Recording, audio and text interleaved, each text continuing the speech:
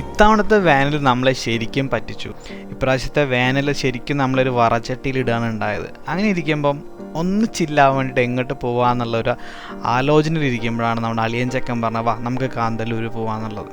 ഒരുപാട് പേര് നമ്മുടെ വാട്സപ്പ് സ്റ്റാറ്റസ് കണ്ട് ഈ കാന്തല്ലൂർ എവിടെയാണെന്നുള്ളൊരു ചോദ്യം ചോദിച്ചു. ശരിക്കും മൂന്നാർ മലനിരകളുടെ തൊട്ടിപ്പുറത്തെ ഭാഗമാണ് കാന്തല്ലൂർ. അങ്ങനെ നമ്മൾ എന്തായാലും നമ്മുടെ കാന്തല്ലൂർ യാത്ര തുടങ്ങി. നമ്മുടെ തമിഴ്നാട്ടിലേക്ക് കയറുമ്പോൾ നമ്മൾ കാണുന്ന ആ ഒരു കാറ്റാടിപ്പാടങ്ങളും പുളിമരങ്ങളും ഇതെല്ലാം കണ്ട് ആസ്വദിച്ചാണ് നമ്മുടെ യാത്ര. ഈ ഒരു യാത്രയിൽ എനിക്ക് ശരിക്കും അത്ഭുതപ്പെടുത്തിയൊരു കാര്യം, ഒരുപാട് ഭൂപ്രദേശങ്ങളിലൂടെ വ്യത്യസ്തമായ കാലാവസ്ഥകളിലൂടെയാണ് ഞങ്ങളുടെ യാത്ര. രാവിലെ ചെറിയൊരു തണുപ്പുണ്ടായിരുന്നു. അത് കഴിഞ്ഞ് തമിഴ്നാട്ടിലേക്ക് കയറിയപ്പോൾ തന്നെ ഭയങ്കര ചൂട് തുടങ്ങി. അത് കഴിഞ്ഞ് നമ്മൾ ഒരു wildlife sanctuary Anamalai tiger റിസർവിലൂടെയാണ് നമ്മുടെ യാത്ര. കുറേ മൃഗങ്ങളെല്ലാം കണ്ട് അവിടെയും ചൂട് തന്നെയായിരുന്നു വില്ലൻ. പക്ഷേ കാന്തല്ലൂർ എത്തിക്കൊണ്ടിരിക്കുമ്പോഴാണ് നമ്മുടെ ഈ ക്ലൈമറ്റ് ചേഞ്ച് നമുക്ക് മനസ്സിലാവുന്നത്.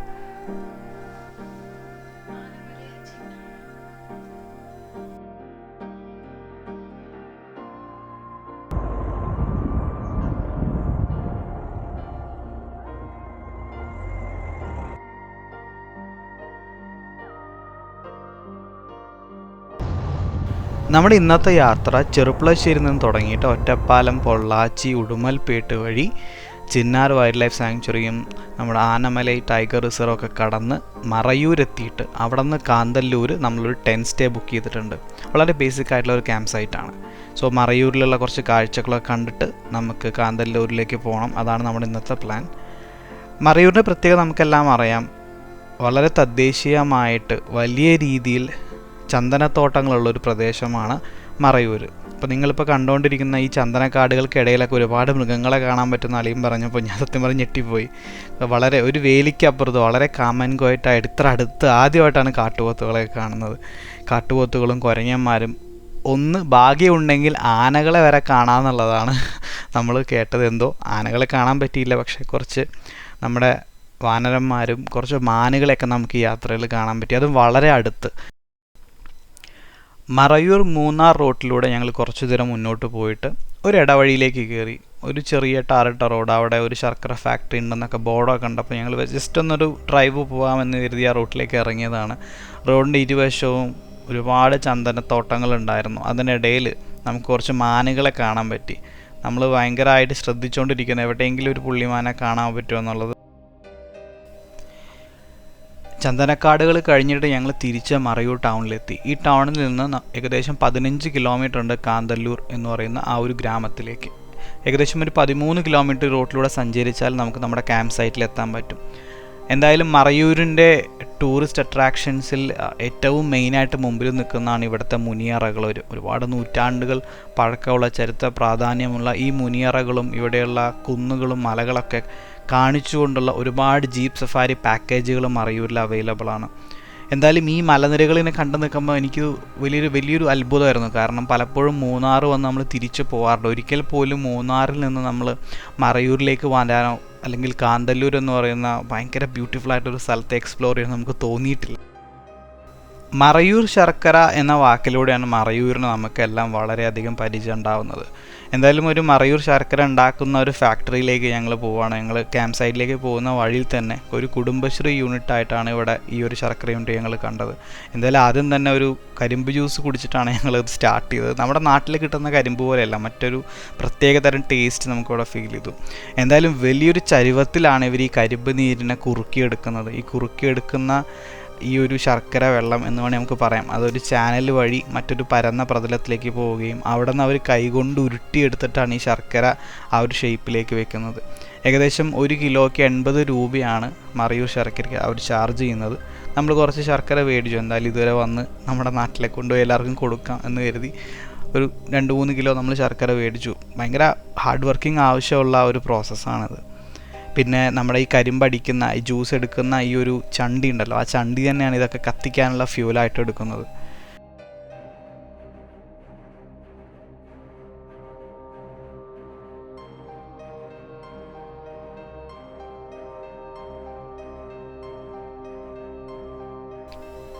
എന്തായാലും രാവിലത്തെ ചൂടൊക്കെ കണ്ട് നമ്മൾ പ്രാർത്ഥിക്കുകയായിരുന്നു, എന്തായാലും വൈകുന്നേരം ആകുമ്പോഴേക്കും മഴ പെയ്യണമെന്നുള്ളത്. നമ്മുടെ ഗൂഗിൾ അമ്മായി പറയുകയും ചെയ്തു കാന്തല്ലൂരിൽ ഉച്ചയ്ക്ക് ശേഷം മഴയാന്നുള്ളത്. അത് സത്യമായി. എന്തായാലും മഴ പെയ്യാൻ തുടങ്ങി, നമ്മുടെ മനസ്സൊക്കെ ഒന്ന് തണുത്തു തുടങ്ങി. അപ്പോൾ എന്തായാലും രാത്രി നല്ല ചില്ലിങ് ആയിരിക്കും എന്ന് ഉറപ്പായിരുന്നു. ഏകദേശം ആ റോട്ടിൽ ഒരു 6-7 കിലോമീറ്റർ പോയപ്പോഴാണ് നമ്മുടെ ക്യാമ്പ് സൈറ്റിൻ്റെ പാർക്കിംഗ് ലോട്ട് എത്തുന്നത്.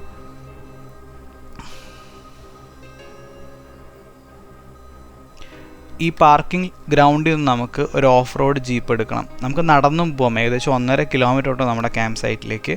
ട്രാവൽ ലോഡ്ജ് എന്നാണ് നമ്മുടെ ഈ ക്യാമ്പ് സൈറ്റിൻ്റെ പേര്. അപ്പോൾ നമ്മളെന്തായാലും മഴയുണ്ട്, കുറേ ബാഗ്സും കാര്യങ്ങളൊക്കെ ഉണ്ടാവും. അപ്പോൾ നടക്കൽ കുറച്ച് റിസ്ക്കാന്നുള്ളതുകൊണ്ട് നമ്മൾ ഈ ഓഫ് റോഡ് ജീപ്പ് തന്നെ വേണമെന്ന് പറഞ്ഞു. എന്തായാലും മഹീന്ദ്ര മാർഷൽ, പല വീഡിയോസിലും ഞാൻ ഈ ജീപ്പ് കണ്ടിട്ടുണ്ട് ഇവരുടെ. എനിക്ക് ഈ വണ്ടി തന്നെ വേണം എന്നുള്ള ഭയങ്കര ആഗ്രഹം ഉണ്ടായിരുന്നു.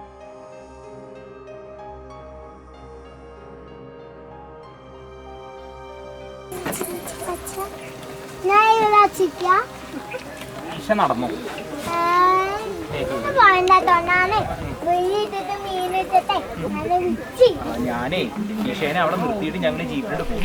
അങ്ങനെ ഇന്നത്തെ ദിവസത്തെ ഏറ്റവും എക്സൈറ്റിംഗ് ആയിട്ടുള്ള ഒരു പാർട്ട് എന്ന് പറയുന്നത് നമ്മുടെ 1.5 കിലോമീറ്റർ ദൂരമുള്ള ഓഫ് റോഡ് സ്റ്റാർട്ട് ചെയ്തിരിക്കുകയാണ്. ഈ വഴിയിലൂടെ കുറച്ച് ദൂരം നമ്മൾ മുന്നോട്ട് പോയാൽ മാത്രമാണ് നമുക്ക് ക്യാമ്പ് സൈറ്റിൽ എത്താൻ പറ്റുക. മുമ്പേ പറഞ്ഞ പോലെ നമുക്ക് വേണമെങ്കിൽ നടക്കാം, അതല്ലെങ്കിൽ നമ്മുടെ വണ്ടിക്ക് ഓഫ് റോഡ് കേപ്പബിലിറ്റി ഉണ്ടെങ്കിൽ നമുക്ക് നമ്മുടെ സ്വന്തം വണ്ടിയിലും വരാം. അല്ലെങ്കിൽ ഏറ്റവും ബെസ്റ്റ് എന്ന് പറയുന്നത് ഇത്തരത്തിലുള്ള ഓഫ് റോഡ് ജീപ്പുകൾ ഹയർ ചെയ്യുക എന്നുള്ളതാണ്. 6 പേർക്ക് 800 രൂപയാണ് അവർ വൺ സൈഡ് ചാർജ് ചെയ്യുന്നത്. എന്തായാലും നിങ്ങൾ ഈ ഒരു യാത്രയിൽ നമ്മൾ കടന്നു പോകുന്ന ആ ടെറൈനൊക്കെ ഒന്ന് എൻജോയ് ചെയ്തിട്ടിരിക്കും.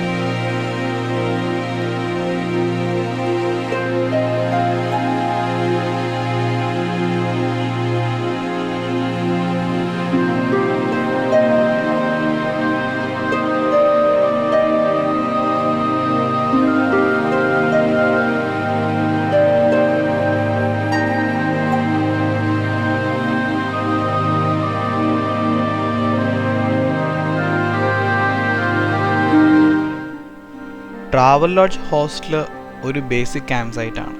ഒരിക്കലും ലക്ഷറി പ്രതീക്ഷിച്ചിട്ടല്ല ഒരു യാത്രാകനും ക്യാമ്പ് സൈറ്റുകൾ എത്തിപ്പെടുന്നത്. അവിടെയുള്ള മിനിമൽ ആയിട്ടുള്ള ഫെസിലിറ്റീസ് എൻജോയ് ചെയ്തുകൊണ്ട് കാടിനോട് പ്രകൃതിയോട് ചേർന്നുകൊണ്ട് ഒരു രാത്രി അല്ലെങ്കിൽ കുറച്ച് ദിവസങ്ങൾ സ്പെൻഡ് ചെയ്യുക എന്നുള്ളതാണ് ഓരോ ക്യാമ്പ് സൈറ്റിലും പോകുമ്പോൾ നമ്മളെല്ലാം ഉദ്ദേശിക്കുന്നത്. ഈ ഒരു ക്യാമ്പ് സൈറ്റിനെ പറ്റി നമ്മൾ അറിയുന്നത് സോഷ്യൽ മീഡിയയിൽ ഒരു അഡ്വർടൈസ്മെൻറ്റ് വഴിയാണ്. നമ്മളെ ഇവിടേക്ക് അട്രാക്റ്റ് ചെയ്യാനുള്ള മെയിൻ എലമെൻ്റ് എന്ന് പറയുന്നത് ഈ പ്രോപ്പർട്ടിയോട് ചേർന്ന് കിടക്കുന്ന ഒരു സ്ലൈഡിങ് വാട്ടർഫോളാണ്. ഭയങ്കര മഴയായിരുന്നു നമ്മൾ ചെന്ന് കയറിയ നേരത്തെ. അതുകൊണ്ട് തന്നെ അന്നത്തെ ആ വൈകുന്നേരം നമ്മൾ പ്ലാൻ ചെയ്ത സ്ലൈഡിങ് വാട്ടർഫോൾ വിസിറ്റ് നമുക്ക് ഒഴിവാക്കേണ്ടി വന്നു. പിറ്റേ ദിവസം രാവിലെ അങ്ങോട്ട് പോകാമെന്നുള്ളത് നമ്മുടെ ക്യാമ്പിലെ ഉണ്ണി പറയുകയും ചെയ്തു. എന്തായാലും നിങ്ങളൊരു ഡോഗിനെ അവിടെ കണ്ടു കാണും വീഡിയോയിൽ. അതാണ് ബോൾട്ട്, നമ്മുടെ ഇവിടുത്തെ ഗാർഡിയൻ ഡോഗാണ്.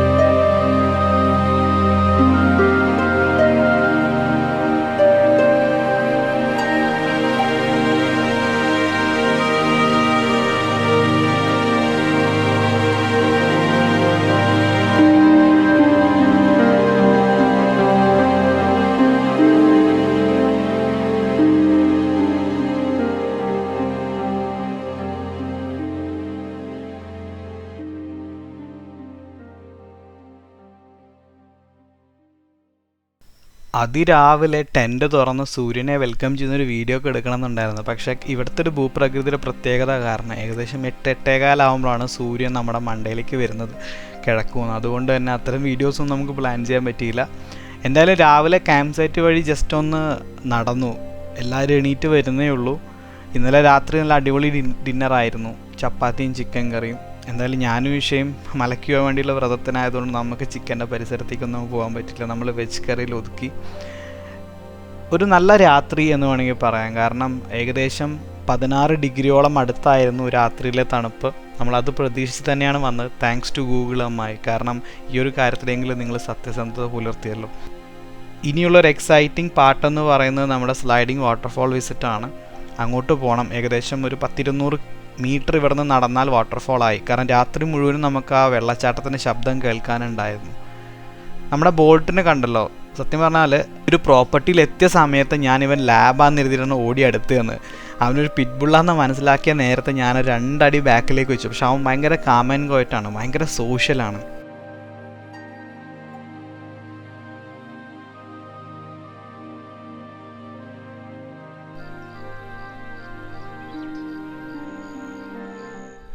രാവിലത്തെ ബ്രേക്ക്ഫാസ്റ്റ് കഴിഞ്ഞിട്ട് നമ്മൾ ഇന്നലെ നമുക്ക് പോകാൻ സാധിക്കാതിരുന്ന നമ്മുടെ സ്ലൈഡിങ് വാട്ടർഫോളിലേക്ക് ട്രക്ക് ചെയ്ത് പോവുകയാണ്. ഒരുപാട് ദൂരമൊന്നുമില്ല, ഏകദേശം ഒരു 300-400 മീറ്ററിനകത്ത് തന്നെ നമുക്ക് ഈ വാട്ടർഫോൾ കാണാൻ സാധിക്കും. രാത്രി മുഴുവൻ ഈ വാട്ടർഫോളിൽ നിന്നുള്ള അതിശക്തമായ നമ്മുടെ കുത്തൊഴുക്ക്, വെള്ളത്തിൻ്റെ കുത്തൊഴുക്കിൻ്റെ ശബ്ദം ഞങ്ങൾ കേട്ടിരുന്നു. പക്ഷെ രാവിലെ ആയപ്പോഴേക്കും ഈ വെള്ളത്തിൻ്റെ ശക്തിയെല്ലാം കുറഞ്ഞിരുന്നു. തലേ ദിവസം പെയ്ത മഴയുടെ റിസൾട്ടായിരുന്നു അത്രയും വലിയ ഒരു ശബ്ദം.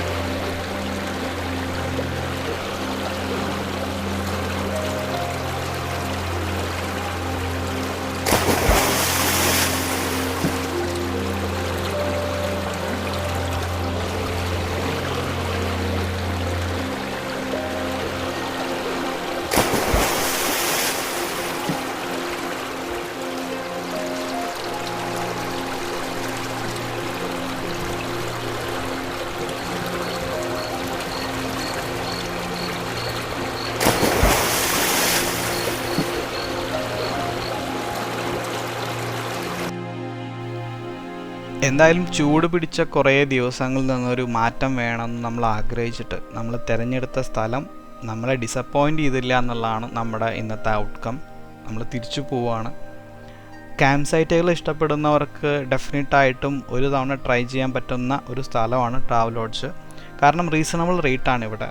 വർക്കിംഗ് ഡേയ്സിൽ 999 വീക്കെൻഡ്സിൽ 1200 ഇവിടുത്തെ charge. That is including breakfast and dinner. ഒരു അടിപൊളി ഓഫ് റോഡ് ജീപ്പ് സഫാരി എടുത്തിട്ടാണ് നമ്മൾ ക്യാമ്പ് സൈറ്റിലേക്ക് വന്നത്. തിരിച്ചു പോകുമ്പോഴും നമ്മൾ ജീപ്പ് തന്നെ ഓപ്റ്റ് ചെയ്തു. കാരണം ഒരുപാട് ബാഗുകളൊക്കെ ആയിട്ട് തൂക്കി ഈ വഴി നടക്കുക എന്ന് പറഞ്ഞാൽ കുറച്ച് റിസ്ക് തന്നെയാണ്.